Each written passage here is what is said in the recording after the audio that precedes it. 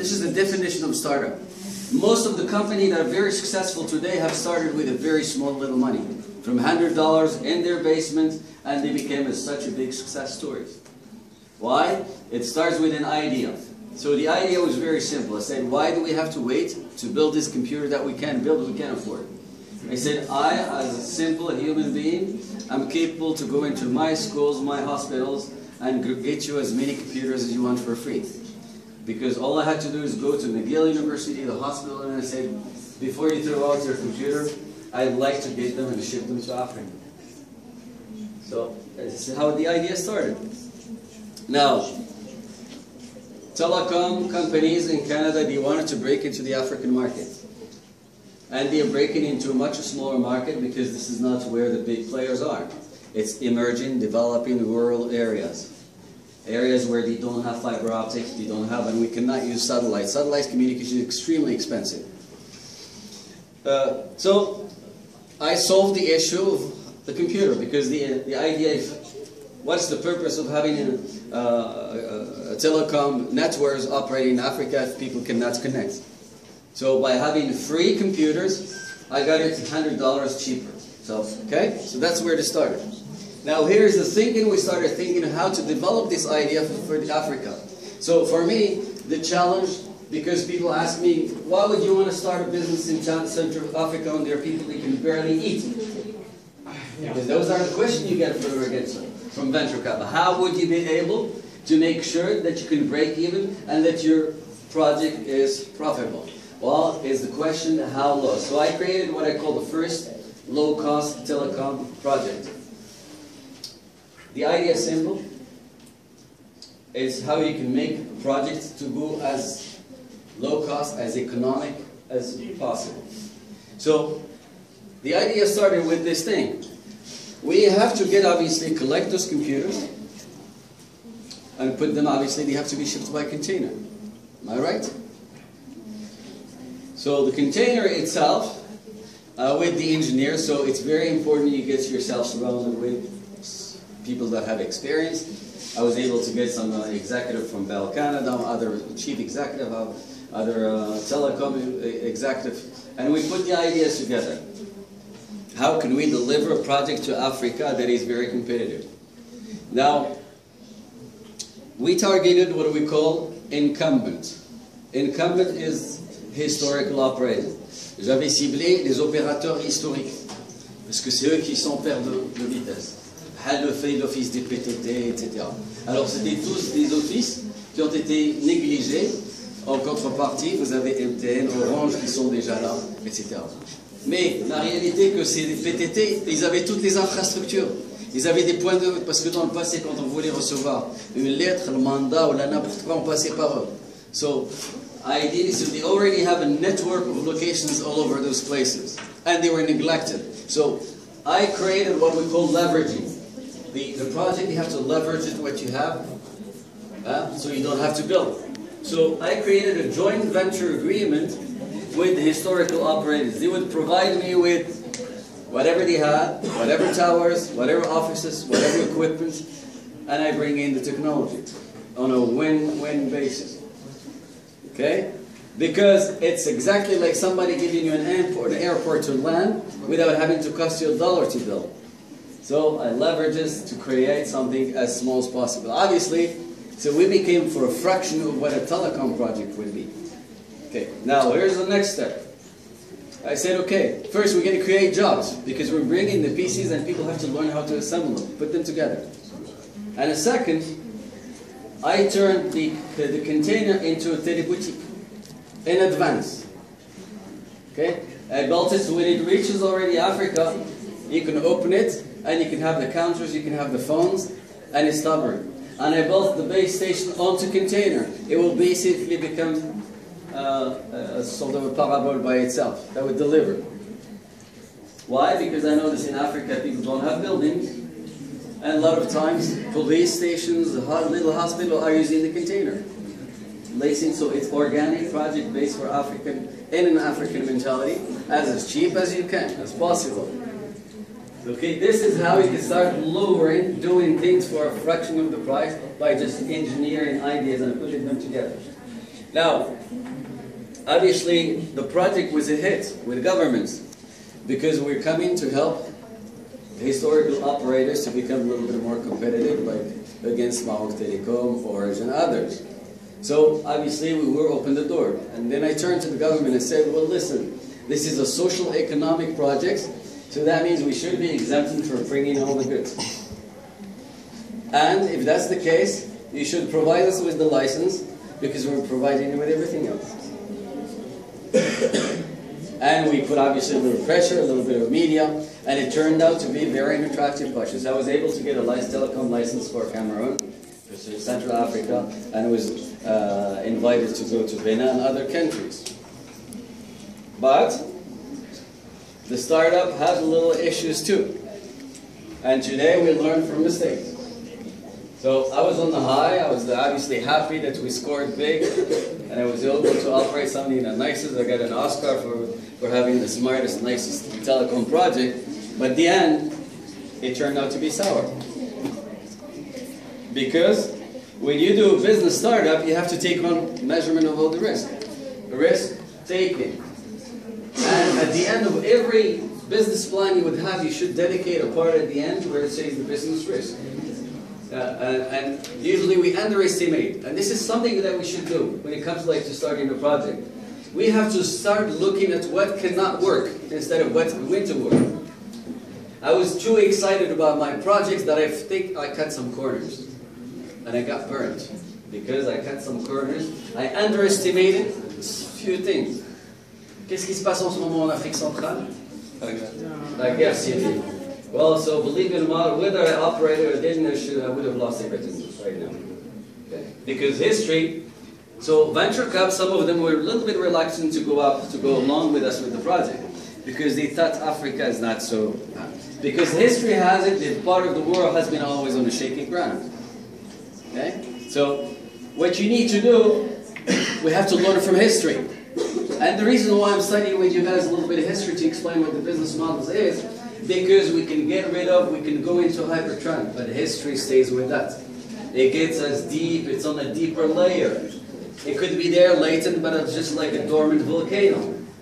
Yeah, and one day or another it will erupt, and you'll get burnt in the process, and it takes a while along the thing. No. Also, one mistake that you do not put.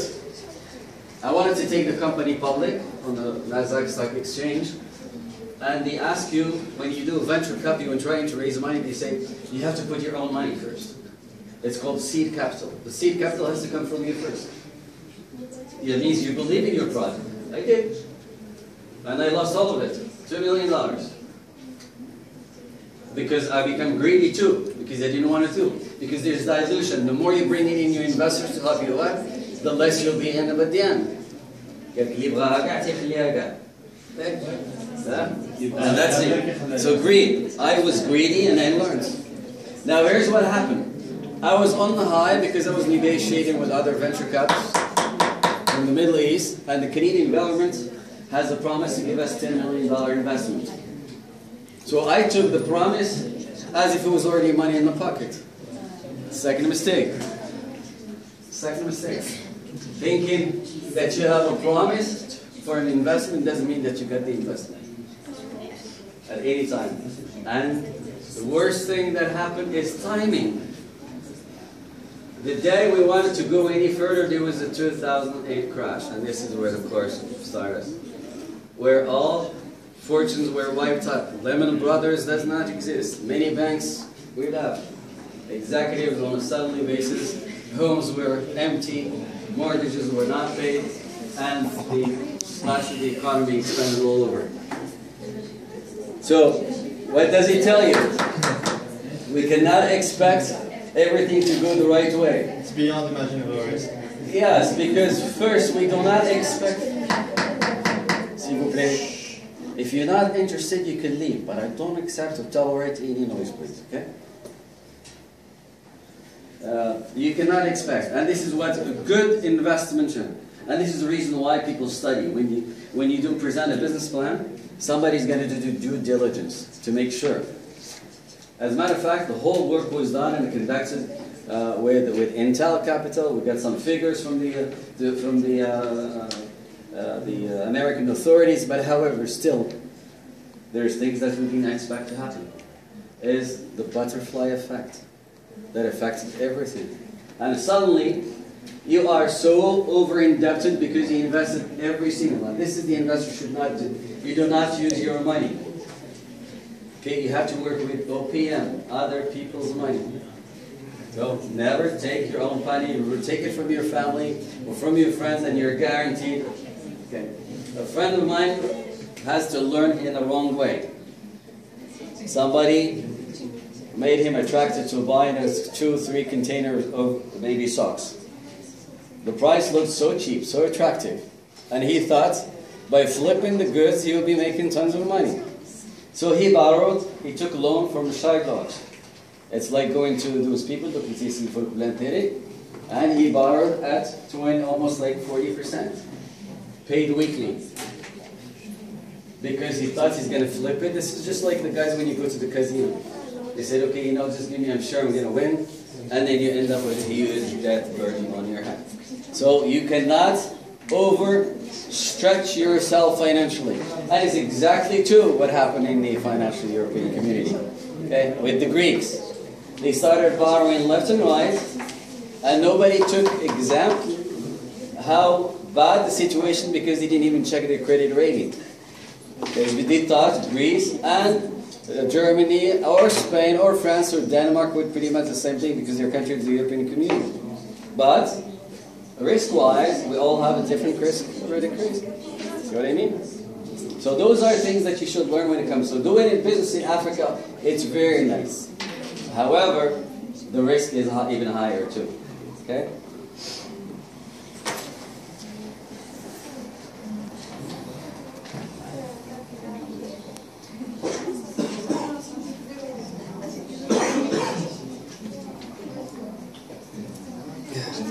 Well, we're going to take a look at the European crisis, and we should be able to do it from a different point of view.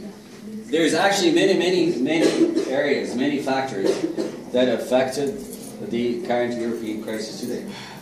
Some of them are global, and some of them are local, or national, or regional, or just part of the timing.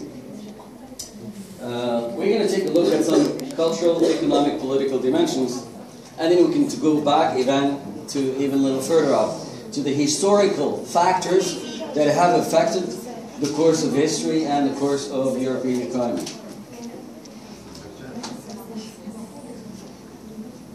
Obviously, we studied some cultural dimensions, the issues of identity, and the misconstruction of the Eurozone. The sovereign debt crisis and the politics of the Eurozone, rescue efforts, the political backlash, and we'll take the conclusion. Well, I would say the first conclusion from a first module. Cultural dimension-wise, the Euro has been a political integration project. Everything else, actually, from the European perspective, EEC, is a construction. It's an ideal. It's a dream that was created. There was, in mythology, there's this myth lady, her name is Europa, and we figured after the Second World War we'll be able basically to steer away for the conflicts and all the disruptions, ethnic clashes and cleansing, and obviously all the what inherited from a very dark period of Europe, from fascism to Nazism to the Stalinian era and the Cold War. And obviously we thought, basically, hopefully, with creating this European Union, we should be able to unify the European dreams and bridge the differences into something a little smaller. So it was also an attempt to engineer. So I call it engineer, manufacture, fabricated European Union. Identity creating. Money has historically been a driver of identity in the states of creation. Now, there's much debate regarding the future of the Eurozone and the Euro itself. Cultural dimension. To a degree, it was identity giving us as brought the EU into the daily lives of citizens. So, thanks to the Euro, our pockets will soon hold solid evidence of European identity, We need to build on this and make the euro more than a currency and Europe more than a territory. So it was pretty much it epitomizes the unification of Europe. By using one nation, one currency, we thought hopefully we could become one culture and act and live as one. Considering there is also a European anthem. And that didn't happen too. So in the next 6 months, we will talk a lot about political unions. So those basically the declarations that was at the time when everybody was on the high. Now we're starting to wake up with a little bit of a hangover. Okay? So we've been drinking too much hopes. Engineering integration versus crisis leaps forward, failure of constitution of major setbacks, change of dynamics. What are the lasting effects now that it has been portrayed as a monetary prison? So the thing is, it was not easy to get in. It's a little difficult. So everybody was able to put aside their own currency and join the union by adopting a new currency. It's like having a lingua franca, or universal language. Wherever you go, wherever borders you can cross, you can get the goods.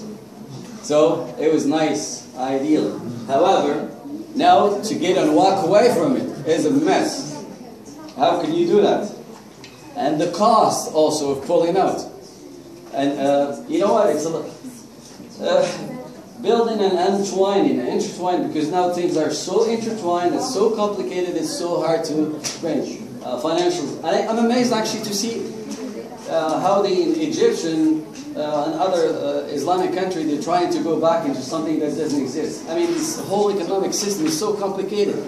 We're using some almost global economies and systems and models that, I mean, to steer away from all that and be able to think that we can live as a distant society, it's almost virtually a non-workable formula or hypothesis. Labor mobility. If you've been watching the news lately or the media, in England, they're a little bit concerned about the flow of the entrants coming from Romania, Bulgaria, to come and work into the place. Even last year,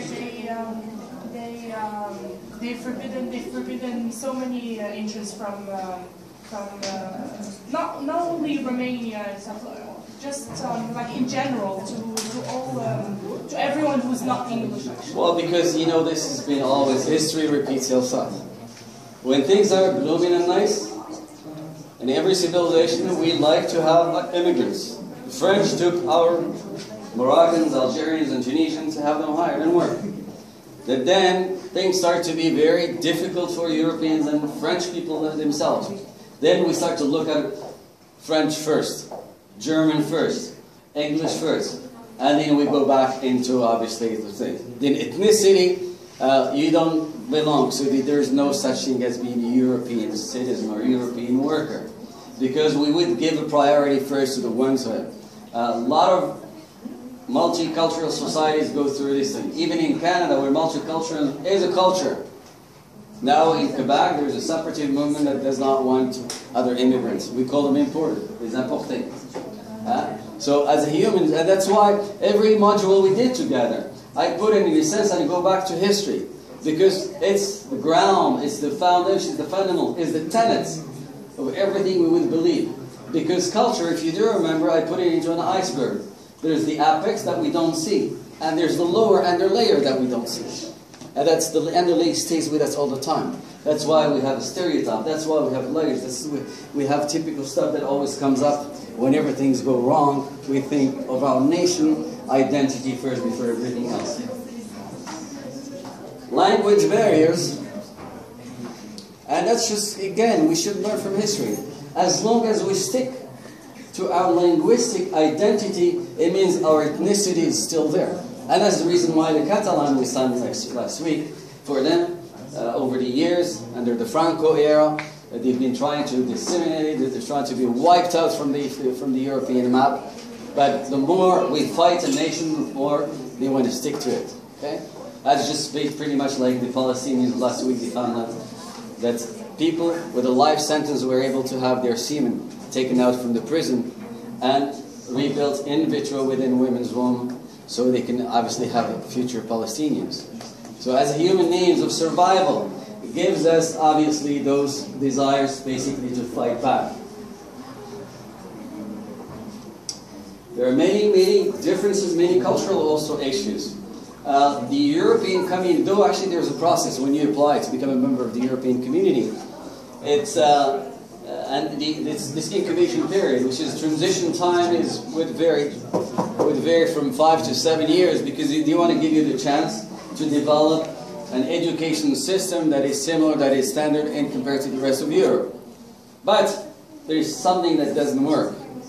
There is no unified education system, and there's also no ethical education systems or standards of benchmark. Fiscal policies diverge.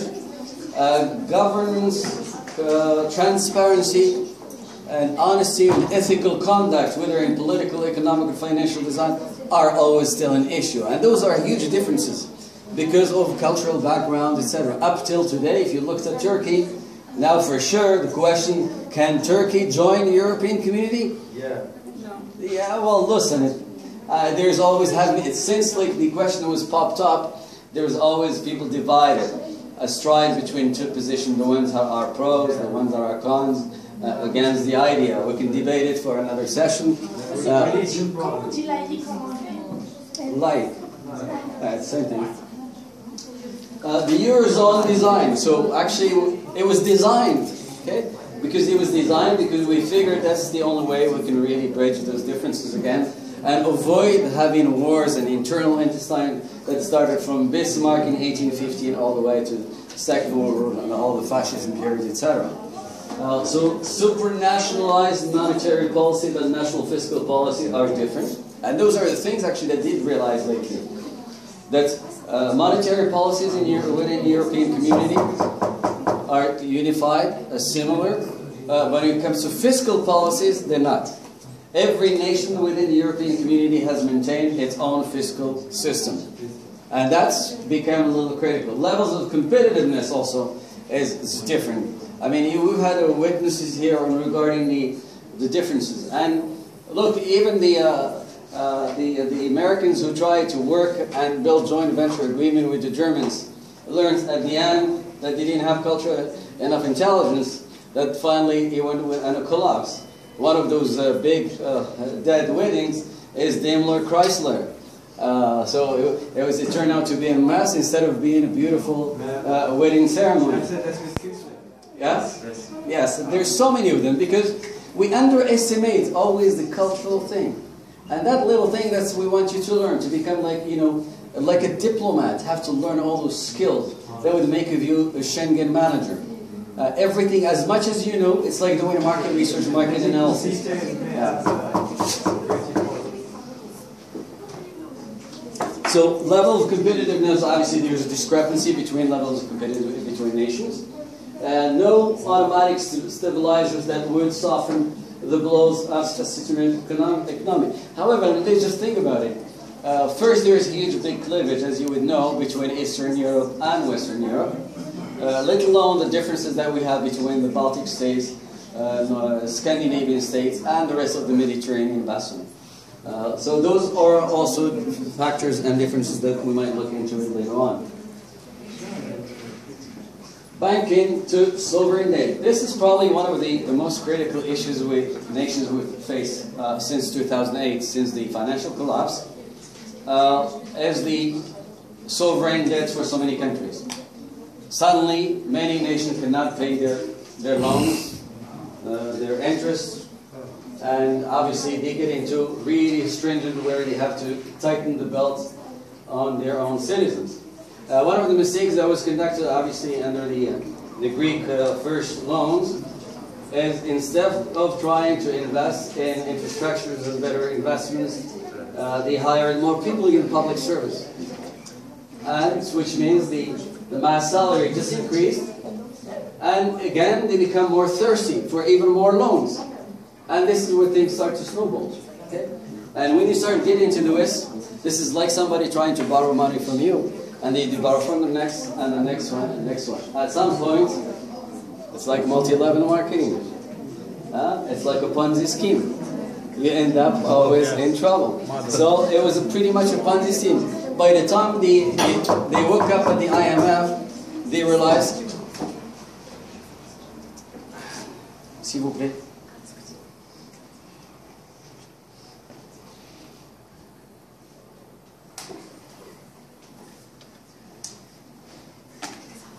But by having so many sovereign states in deep trouble, not to say the word, many sovereign states have gone under fire. Obviously, the pressure went on the citizens. Whether in Spain or Greece, everything started pretty much to snowball everywhere else. The unemployment. And the government obviously started cutting down on wages, on employment, on services, even in the US. Not long ago, the city of Detroit has filed for bankruptcy. Many Californian states cannot afford to pay for their school system or for the policemen to provide enough security.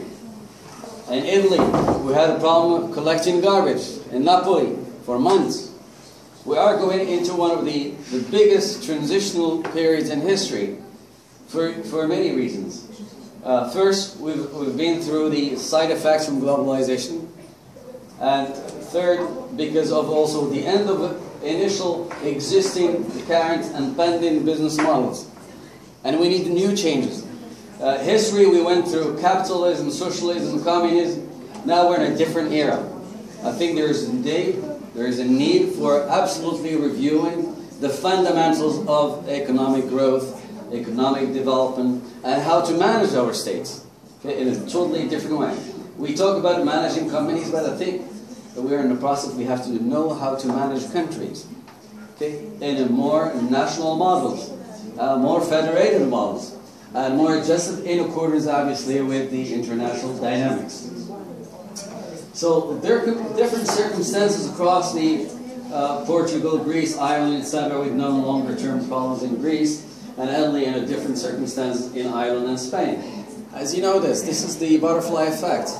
When things start to go bad, it's the domino effect.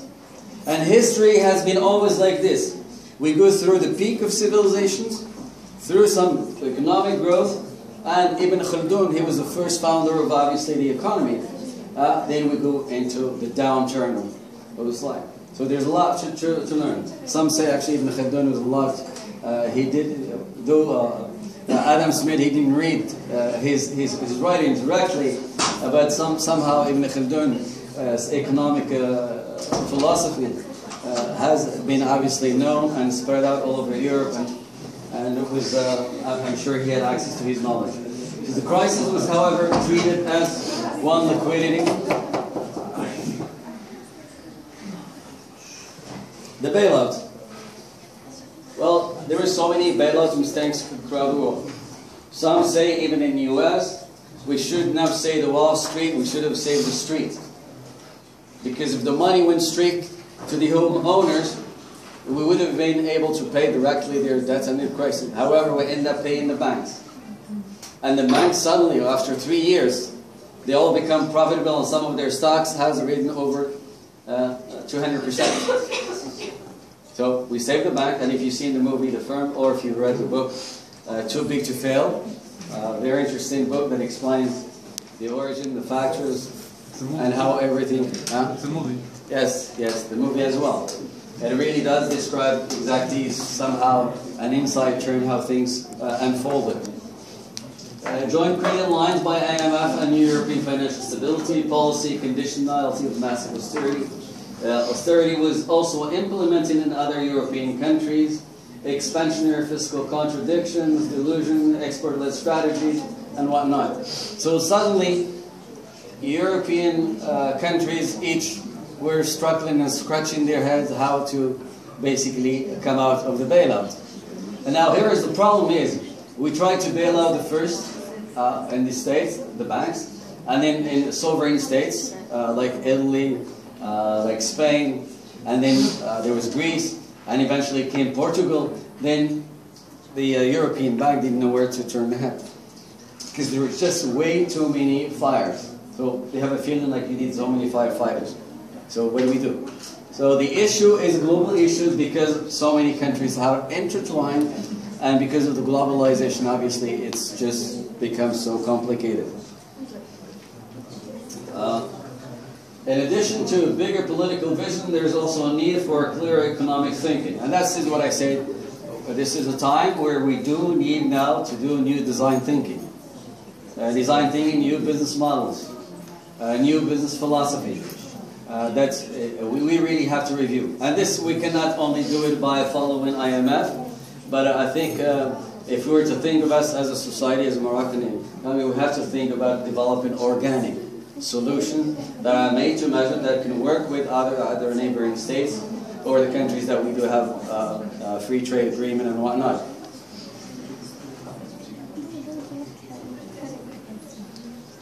Other issues and other factors to take into consideration, there's no economic growth, high interest rate.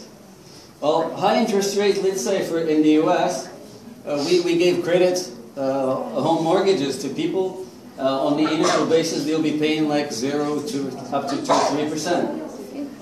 But these people didn't know that after a while, then they would have to pay 12% or 13%. Well, the same thing. In the first loan that Greece was able to get were very low, and then eventually we realized it was a mistake, because the higher your credit risk, then the higher you should pay for your interest rate. And then suddenly, the people who were holding the bonds as a guarantee for Greek debts, scratching their heads, they're looking at the worthless papers. Okay? So those are many, many issues in it.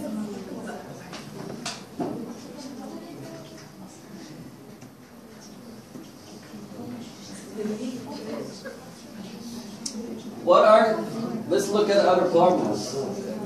Problem is primarily political and not economic. Politics has made the problem much worse. Initially, no political honesty due to fear of domestic electorate.